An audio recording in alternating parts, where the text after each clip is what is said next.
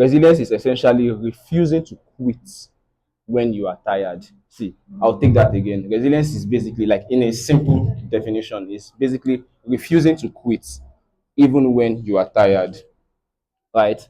And I will start by asking you guys a question, right? You don't have to give me an answer, but I want that question to be in your mind as we proceed. And the question is, are you in a season where life feels slower than you expected? Right? Perhaps you expected to be that in 2026, when the year starts, I expect to be at this level or at this stage in my life. But for some very, very weird reason, you are suddenly in a situation where it feels like, oh, more, God, I beg. Right? So I'll be speaking on, once again, resilience in the journey of becoming, not from a place of theory, but from a place of lived experiences. So I've said it, we don't meet resilience when we are winning. You meet it when you are confused, you meet it when you are tired, and most especially, you meet it when you are disappointed. Oh my God, disappointment is painful. Ladies and gentlemen, trust me, disappointment is something that will break your spirit. And in that situation, like I said, you have two choices. You stay on the road and say, you know what, I'll be disappointed. I'm just going to accept life as it is. Or you're going to say, you know what, I'm going to go down this other path and refuse to quit and keep moving forward, even though I am disappointed. Right? Resilience is what you lean on while you are at a season where money hasn't come. Right? I want to believe money is a problem that most people here are young and healthy. Right? But I'm so sure that at some point in our lives, even maybe right now, you are experiencing money problems, and you're like, this thing is not looking like it. Or maybe it was even a relationship that didn't work out, right? If you've been South breakfast, shout hallelujah. Right? And perhaps you're in a season when something you prayed for and hoped that it will work out, it felt like God did not answer the prayer, right? In such situations, you don't give up. What you do is you wake up, you show up, and you keep becoming. Now, I I took my time to divide what I will be speaking on into various sections, and I'm going to ensure that I stick to my time. So, if you're writing, you can write the illusion of straight lines. The illusion of straight lines. You can write it. The illusion of straight lines. You know what it means to have an illusion, right? You think something is there, but it's actually not there. It's just like an illusion. So, growing up, they told you go to school, get a job, live a good life. That was how simple it was. Am I right? But the reality is this: you could go to school and you could be the best student and you'll be delayed. Yes, I am speaking from experiences. I'm just my good friend Tolu. He knows me very, very well. And I'll give you a scenario. When I finished secondary school, best student in the school. I packed every single gift. Oh my God, right? But I did not get admitted. Yeah, yeah, yeah, crazy stuff. I was confused. I was like, what do you mean? Oh, I mean, no, to make matters worse, my work result was withheld. Oh my God, only science students. And at that point, I was like, Father, have mercy. But you know what I started doing during that period? I had the decision to make. I had the decision, like I said, everything I'll keep saying today, I'll be pointing you towards two roads. I had the decision of, God has let me down. Because see, let me let you guys understand where I was coming from. See, from primary school up to when I finished secondary school, I never knew what it felt like to carry second. Do you understand me? Like, you are used to always topping your class every single time. But when it was time to gain that, like, you're the guy, like, people know when it's time for admission, you get admitted now. Like, no be sure now. But life had other plans. Your work result was withheld, and you had a very, very nice jump score. Right? I could have sat down wallowing in self pity, but you know what I started doing was, okay. I started becoming. I was a teacher at a point in time. Like, that is why you will discover that I can speak to you guys freely. I was a teacher. I was teaching in a secondary school then, and what that season was doing for me at that point in time was it was preparing me for the jam I would do the following year, because I did not even prepare for jam like that. When I did jam the following year, I had 290. Right? Take it or leave it. I'm very, very good academically, but My point is, at that point in time, there was delay, and I could have said, omo, it be things, right? I could have said, you know what, let's go into vices, right? Because during that period, people were doing Yahoo like crazy. Like, I mean, Yahoo, I hope there are no Yahoo boys here though. If you are, we might have issues. Good. So, but the reality of things is this: life is not just go to school, get a job, live a life. It's life has delays in it. It has confusion, and there are stages in life where you'll be tested. Oh, we're going to hear a lot of stories today. And one thing I want you to hold on to as well as we converse is that behind every scar that you have, there's a crown, right? One of my favorite speakers is Ryan Leak. If you've not heard of him, I strongly suggest you check him out on Instagram. I strongly suggest you listen to his podcast, Ryan Leak. And one thing Ryan Leak says a lot is if there's someone you know or there's someone that you admire, you have to ask them the question, what does it cost to be you? Right? Because behind every success story here or behind every made man that you see, there is a thousand page or a thousand pages of God should I quit or God should I keep moving forward? Right? So you need to always ask yourself that question, like this great person I'm looking at, what does it cost to be this person? Ask them, and by the time you hear what they are going through or things they've gone through, this is not me talking down anything you're currently going through. You realize that what you're going through is it's at your level, right? Because see, take it or leave it. The amount of problems you are going to face is correspondent to the level or the stage of life that you are. Right? God is not going to bring $1 billion problem to somebody who has never controlled a 1 million naira. Right? But that's a story for another day. So top seasons are not unique to you, and every story or every champion that you know once had a valley. I've told you a valley I was in. I did not gain admission. Now, so you'll be like, I mean, I've been there, but I gave you more context by saying I've never known what it was like to take second. So I had that winner's mind. You know, that feeling of forget, now me. Like Proverbs 3:5 says, trust in the Lord and lean not on your understanding. Me, I was so sure of myself, like forget that thing. Right? I'll give you a different scenario. Right? This was still the year when I did not gain admission into university. I'm done with school. I'm not a student, by the way. So, right? Let me just clear that. Right? But the year I didn't gain admission, I had tuberculosis. Who here knows what tuberculosis is? It's a very, very dangerous sickness, right? Like, I had tuberculosis during that period. And you see, most times when I look back, I'll be like, thank God I did not gain admission. You see, and I'll tell you why. See, everything you go through today, there's a reason behind it. Because see, if I had gotten admission, take it or leave it, I would have dropped out because I had tuberculosis. I can't go to class.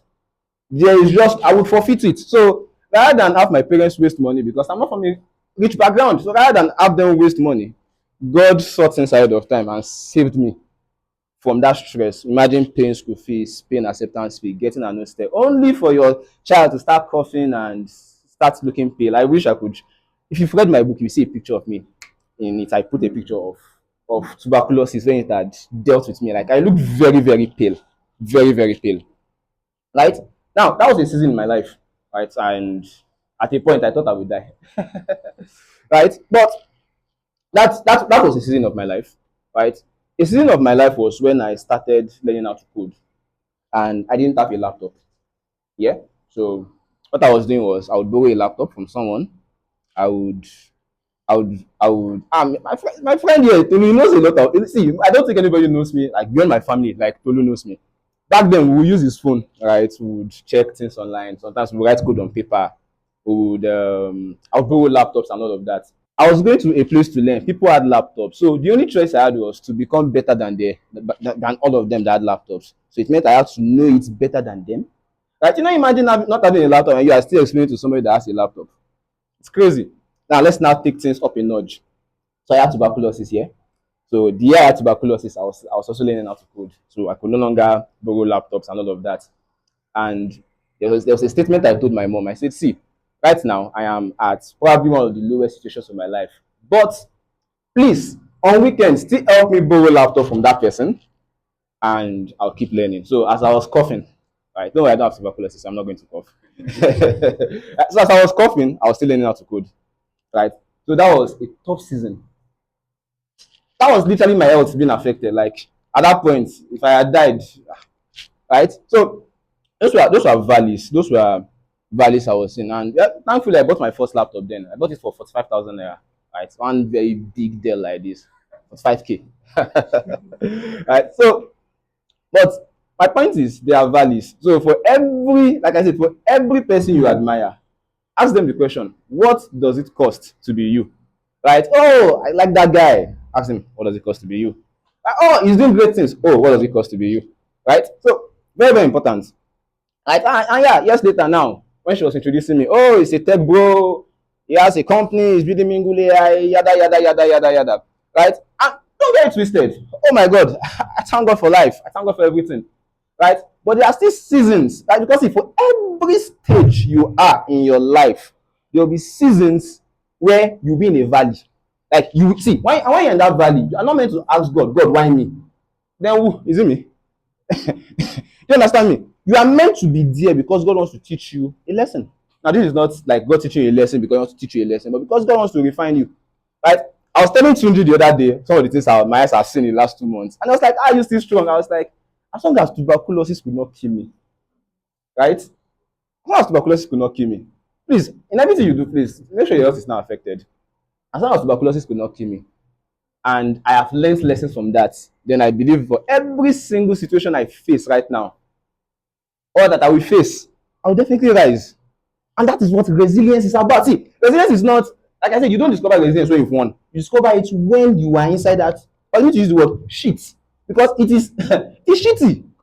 You can censor that part though. Like you discover it there. You don't discover it, oh, after you've won or after a miracle has happened. No, no, no, no, no, no, no, no. Discover it when you're in that shege. Yeah, I think shege is a word to use. So the next thing I'm going to talk on is staying power.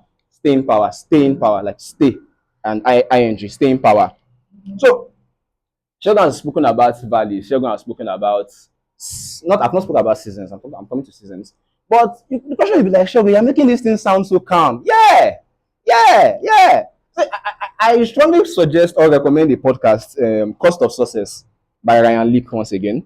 He said people after they've survived what they've survived, when they talk about it, it sounds so chill, so calm. Oh my God, I was fighting TB for 1 year. It was not calm during that 1 year. Ladies and gentlemen, it was not calm.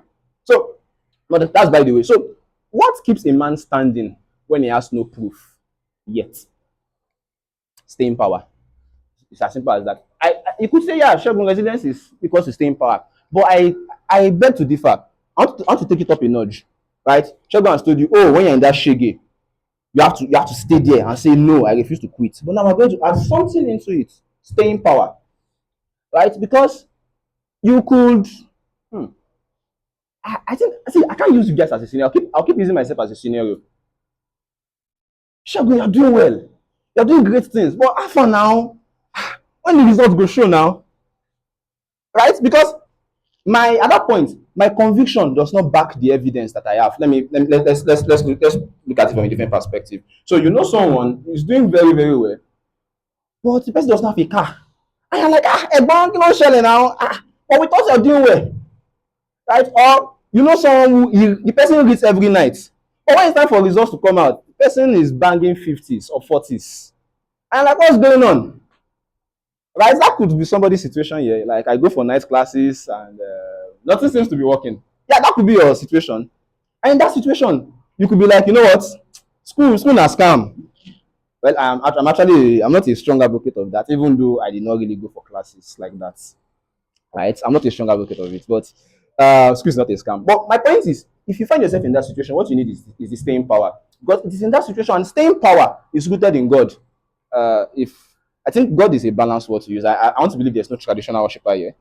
If there's a traditional worshiper here, you still worship a God. So yeah, it is rooted in God, right? Because a time will come. See, when your most trusted ally is God. I'm telling you the truth of the matter. A time will come in your life. Seasons. Let me use the word seasons because when I say a time, it will seem like it's just one time thing. No, no. There'll be seasons in your life when the only person you can trust is God. Like you will try everything by your power, nothing will work. Right? Nothing will work. And you'll be like, I listen to him. I'm not a motivational speaker. I'm not here to motivate you once again. So do not call me a motivational speaker. can call me that, but no. By the time we come, I'm not going to tell you, oh, live a good life and you face difficulties. I promise you that. It's even in the Bible. I want to believe it's in the Quran if there are Muslims here. But in that situation, your most trusted ally is God. I'll give you a scenario. I think I'll keep referring to when I had TB. I don't want to go too deep into some things. So when I had TB, naturally, people are meant to give me social distancing. But I was sharing a bed with my mom. Like my mom decided to be sleeping on the same bed with me. And that during that period, she did not have TB. See, let me tell you how contagious TB is. If I cough here and I have TB, forget it, all of you will have TB. That's how contagious it is. But here was somebody sharing a bed with me every blessed night. Do you understand me? So what was she banking on at that point in time? God. And what was I banking on? God, I beg, make this one not catch this thing. We can't be curing, we can't be solving my matter and solving that matter. Right? So another thing is when you have no evidence to back your convictions, only time and God will defend you. So resilience is not pretending everything is okay. I will not tell you, oh I don't pretend everything is okay. I just don't like show people my scars. Because why should you show people your scars in the first place? That is between you and God. Yes, trust me, I'm going to come to something around that area. Because there'll be seasons when human encouragement is not enough. People will tell you, no, you can do it. I promise you, you can't do it. Shagun, now you've gone through now lie. Because I've done it before does not mean I can do it again.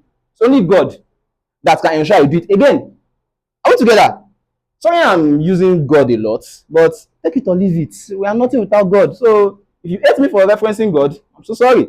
So, seasons of life. Next subheading.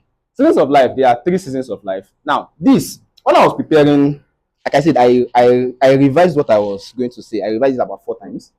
So when I was revising, I was like, God, what can I tell these people that could perhaps sound unique to their situation without me having to be in the center of the story? And then I remembered a sermon that I listened to by Apostle Joshua Selman. If you're a Muslim, I still suggest you listen to that sermon, but I'm going to give you tidbits. Right? The sermon's title is Afflictions of the Righteous. There are 3 seasons in your life. Right? See, if you're not going to pick anything today, this is one thing I strongly beg you to pick today. There are 3 seasons in your life, and the first season is the season of discovery and preparation. Right? The first season is the season of discovery and preparation. Now, this usually happens when you're in your teenage years, up to perhaps when you're like 21. It's in that period you discover, oh, I can sing. I'm a terrible singer. I discovered that when I was young. So that was a season of discovery, right? But for you, you're like, oh my God, if I sing, these glasses are going to blow up. You have a very high-pitched voice. Oh, I can dance. That's a season of discovery for you. Right? For me, my season of discovery was when I discovered that, oh boy, if I read something one time, I don't need to read it again. It's in my head already, and it's in my head. That was a season of discovery for me. Right? Your season of discovery could be you're a great speaker, or even just the minute thing that you're good at. Perhaps you're a good listener. So, seasons of discovery, you're going to discover your gifts. You're going to learn. And take it or leave it. In the season of discovery, you will be unknown. Nobody's going to know you. Right? Many of us, we want to be known. We want social media validation. We want people to say, oh my God, when that guy carries the mic, father, or when that lady, in the season of discovery, nobody knows you. I promise you. And if you try to chase fame during that period, you're going to run faster than yourself and you'll be disappointed. I'm there. In that season, you are meant to sit down and learn. They call it the great locking. Yeah, because that's when you're meant to lock in, literally, right? Now, it now takes us to the next season. The next season of our life, which is season of testing and proving. Now, this is where resilience and staying power come into play. So you've learned, you've discovered that, oh, this is my calling, this is what I'm good at, this is what God has called me to do. But all of a sudden, God feels silent. All of a sudden, you are writing 10,000 cold emails a month. All of a sudden, you are sending DMs, nobody is responding to you. All of a sudden, you're like, God, I've learned this thing, what's going on? Why is no job coming my way? All of a sudden, you're like, God, why is the money not coming? God, I have the skill, I have the resources. Why are things not working out as I want them to work? Oh God, I read every blessed day. I go for nice classes. But when the result comes, I have an E.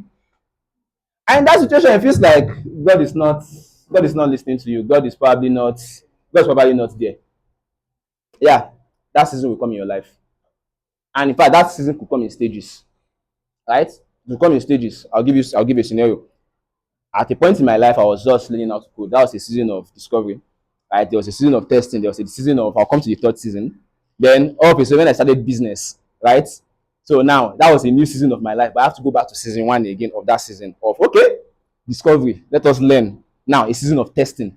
A season where you're like, ah, God, what's going on? And to make matters worse, in those seasons, tragic events tend to happen. In that season, you discover, ah, I lost somebody. I know someone who lost both his parents few days to his exam, like at different levels of his life. He still came out in first class. That was the season of testing.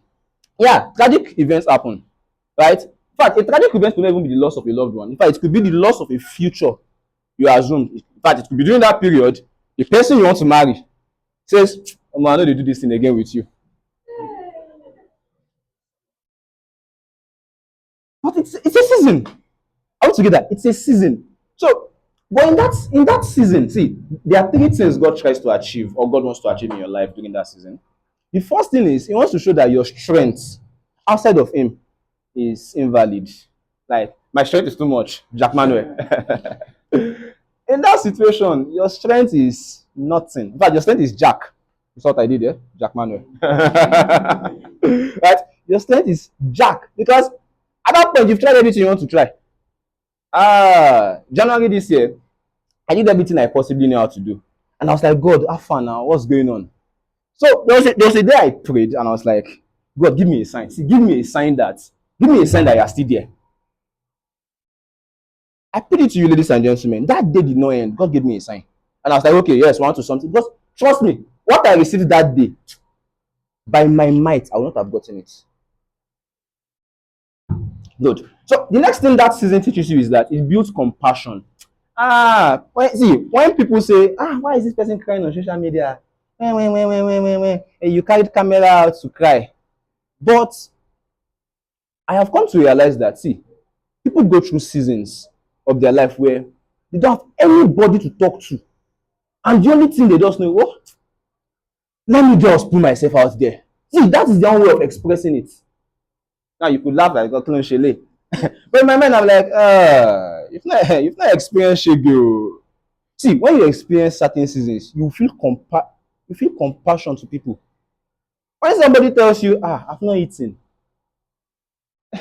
If you don't know what hunger is like, you'll be like, what do you mean if not eating? What do you mean if not eating? What do you mean by that? Don't you work? They say food is for no food for lazy man, but the person might not be lazy. You might just be lucky that you are in a different season. But because you worked in that season, you understand that, yeah, if not eating, no problem. I don't have much. But come, let me give you something. The little that you have. Compassion. I'm going to reference a scripture. The Bible says that Jesus looked upon her with compassion. See, compassion is very, very crucial. Very, very crucial. Because see, that is what I see. If you're in a season of testing and the only thing in your mind is that God just save me from this thing and the way we deal with people, you will remain in that season for a very long time. Because you need to have compassion. Right? If anybody approaches me after this session and tells me, this is what I'm going through, if you tell me if not eating, I might not have food to give you. But I'll be like, I can relate. That's compassion.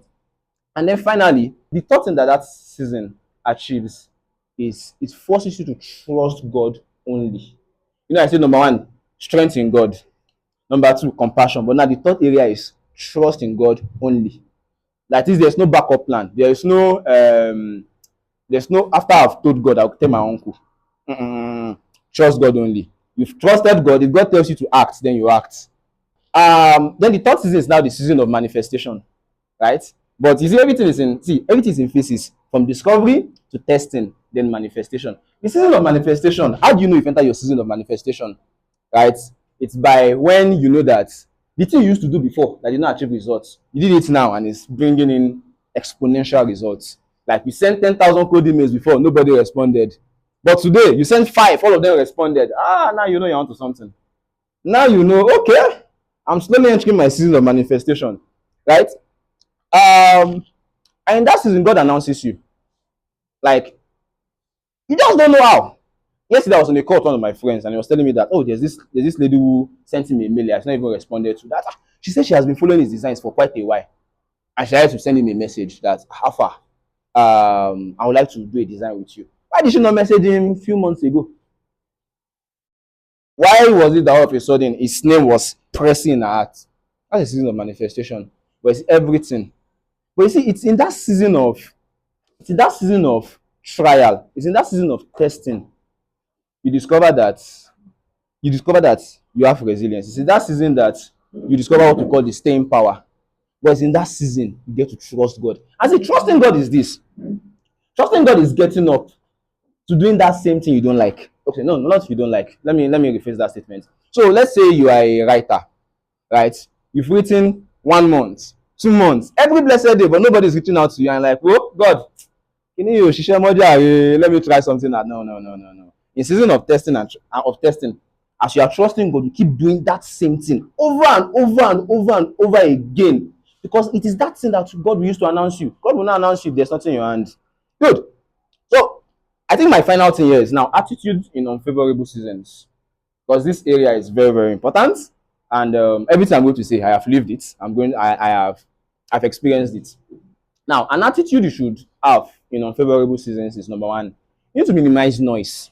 Like, minimize noise like mad.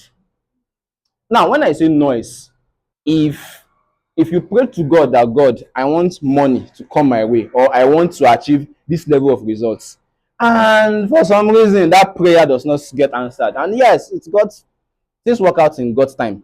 Yeah.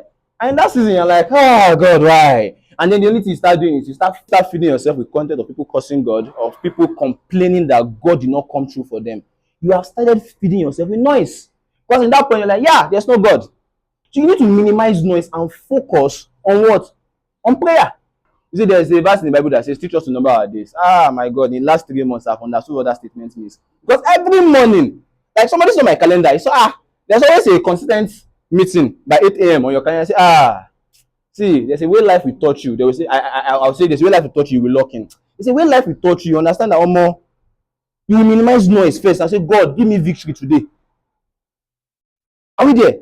You minimize every form of noise and lock in your prayer. The second thing is you guard your heart. Be joyful, not happy. I'll take that again. Guard your heart, but be joyful, not happy. See, happiness is fickle. So, God, I want to buy a Mac. A Mac comes your way. Oh my God, you're happy for a season, for a while. Afterwards, what's the next thing? What's the next thing? What's the next thing to do? Right? Or, oh Lord, I need funds. Or maybe you've not paid your school fees and God makes you happy. But afterwards, the happiness has gone. Because happiness is for a moment in time. But you see, joy. Joy is sweet. Because you could be seeing shege and what you are doing, you're still doing it. Right? I was telling Tunji the other day, I was like, how is it that you're still showing up to stand-ups? I'm like, if I no show, we go show. Right? Are we there? You have joy. Now, don't get it twisted. I'm not trying to paint this thing like, oh, joy is just something that you naturally have. But see, in that season of your life, you don't have a choice.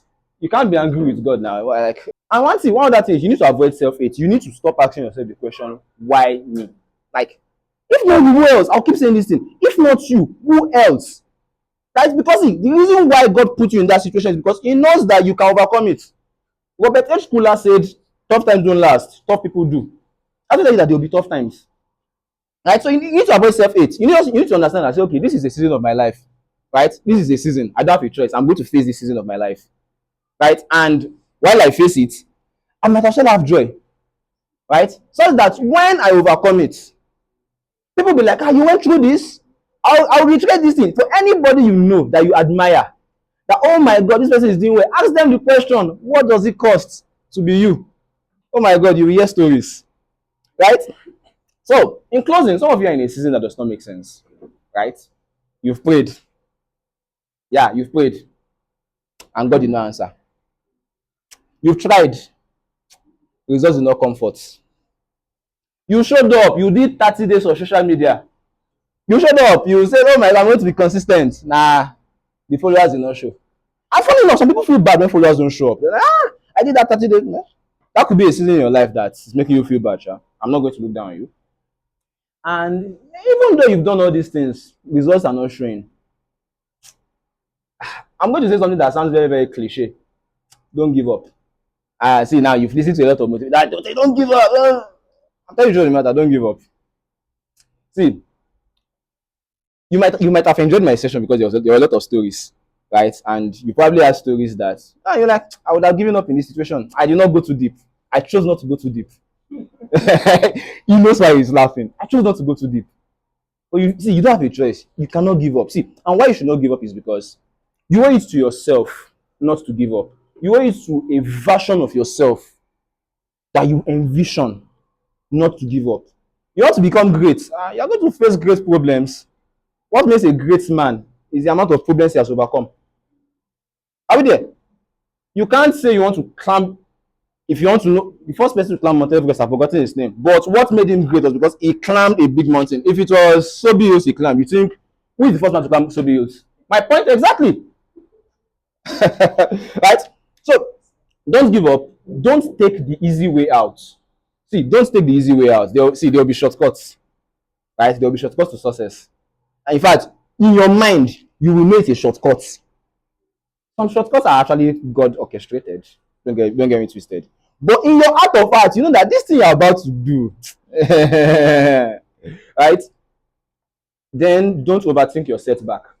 See, what it means to be setback. Let me tell you what it means to be setback. Because I like to use illustrations. So you are moving forward, right? Now I spoke about confusion, I spoke about delay. So delay is when you're at a spot.